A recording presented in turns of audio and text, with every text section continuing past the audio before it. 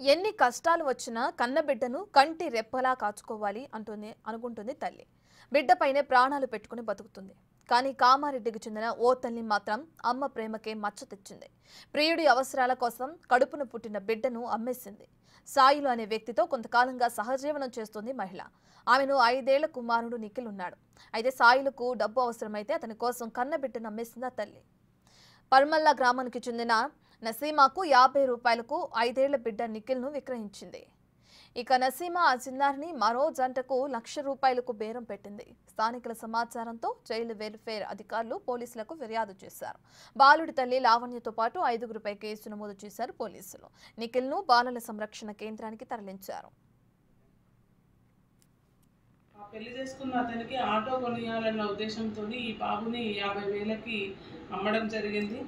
50,000కి అమ్మేసి మళ్ళీ రెండో అతనితో తన సంబంధం కొనసాగుతున్న క్రమంలో అతనికి ముందుగానే ఒక భార్య ఉండడంతో ఆ భార్య వచ్చి గొడవ పెట్టడంతో ఈ అమ్మాయి మళ్ళీ రోడ్డు మీదకి వచ్చేసింది.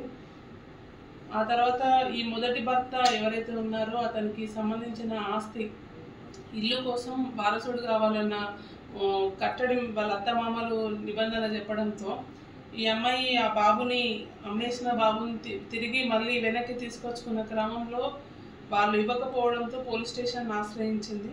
పర్మల్ల గ్రామానికి చెందిన దుదేకుల నసీమా బేగం అనే ఆమెకి 50,000 రూపాయలకు అమ్మడం జరిగింది.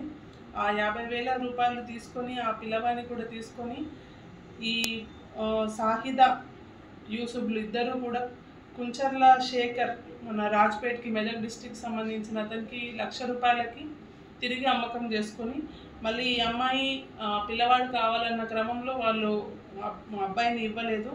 ఈ క్రమంలోనే మాకు ఇన్ఫర్మేషన్ వచ్చింది. ఇన్ఫర్మేషన్ వచ్చిన తర్వాత 5గురి పైన లావణ్య పైన, అదేవిధంగా ఆమె పెళ్లి చేసుకున్న చాకలి సాయి కుమార్ పైన, ఈ బాబును తీసుకున్న వారిపైన, ఈ అందరిపైన కూడా మొత్తం 5గురి పైన ఎఫ్ఐఆర్ నమోదు చేయడం